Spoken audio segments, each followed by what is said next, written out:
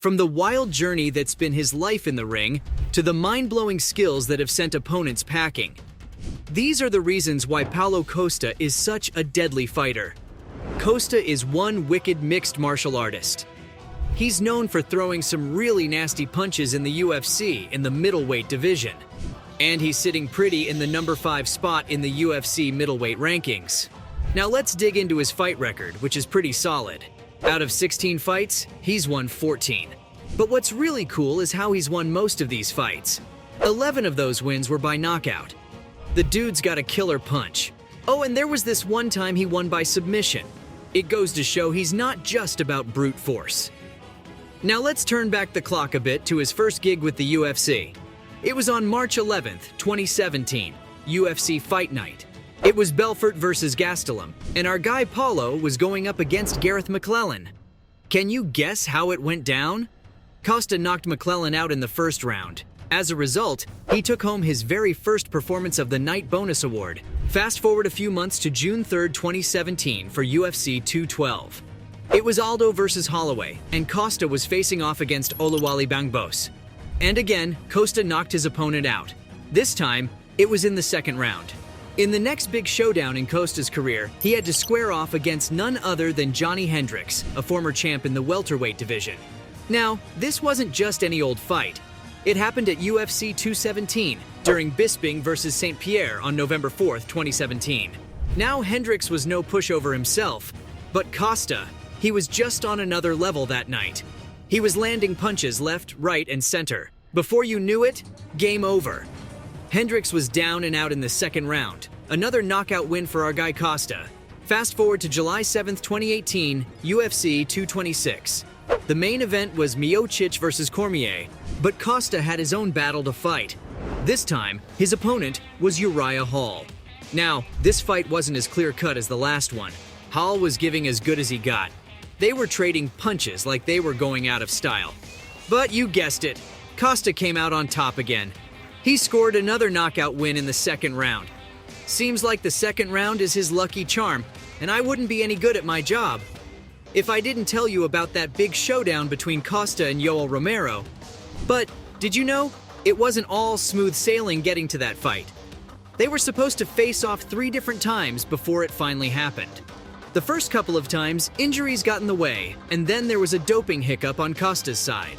But eventually, they got their acts together, and the fight was set for August 17th, 2019 at UFC 241, Cormier versus Miocic 2. Now, I gotta say, this was the fight everyone had been waiting for. It was like a battle of the titans, 2 of the most powerful, most muscular dudes in the UFC middleweight division. And until that point, neither of them had lost in the division. The hype was off the charts, and boy, the match was batshit crazy. And the fight even bagged the Fight of the Night award. Right out of the gate, Costa and Romero were both knocking each other down. Costa with a left hook and Romero with an overhand right. Paulo was landing more blows to the head and body, while the opponent mixed it up with a high kick and even tried a takedown. It was a close one, but Costa squeezed out a tiny win. In the second round, he kept on pushing Romero, landing some heavy body shots. Romero, on the other hand, began jabbing more and even scored a takedown near the end, though his challenging opponent was up on his feet in no time. Again, it was pretty tight, but Costa's power and consistency got him the win. And in the last round, Romero wasn't going down without a fight. He upped his game, pushed back at Costa with some combos, and even hurt him with a knee to the body. While Costa tried to retaliate, Romero was landing more accurate and effective shots. He owned this round, but it wasn't enough to make up for the first 2. And then, it was time for the judges to have their say. All 3 of them scored it 29-28 for Paulo, handing him the unanimous decision victory. The judges loved it, but the crowd lost it. Heck, even I couldn't stop screaming. Now Paulo is gearing up for a showdown at UFC 291. He's squaring off against this rising Russian star, Ikram Aliskerov, who knocked out Phil in his UFC debut. Quite an achievement, right? Paulo is aiming to add another win to his record after beating Luke Rockhold and wants to climb back up the ladder in the middleweight division. This victory by Paulo brings up a very important question. What makes him tick in the ring? Okay, the first thing you gotta know about Costa is he's built like a tank. But this fella doesn't just look tough though. He uses all that muscle to his advantage, pressuring his opponents with his power and strength. His fight style? Pure aggression. He's like a bulldozer, relentlessly attacking with a high output of strikes. We're talking about an average of 6.5 significant strikes landed per minute here. And he's no one-trick pony, either. He's equally fierce when it comes to targeting both the body and the head. On top of that, Paulo has a pretty sharp aim, landing his strikes with a 60% accuracy. And when they land, oh boy, they land hard. He's got 11 knockout wins to his name, which tells you just how much of a powerhouse this guy is. And did I mention he's a black belt in Brazilian Jiu-Jitsu? Not that he uses it much in his fights, but it's good to know he's got that in his back pocket. But hey, being a great fighter isn't just about being able to dish it out. You gotta be able to take it too. And when it comes to taking a hit, Paulo is a champ. The dude's durability is off the charts. He's never been knocked out in his career, which is just nuts when you think about it. He's only been knocked down twice by Israel Adesanya and Yoel Romero. Now, when you're up against a guy like Costa, you gotta watch out for his legs.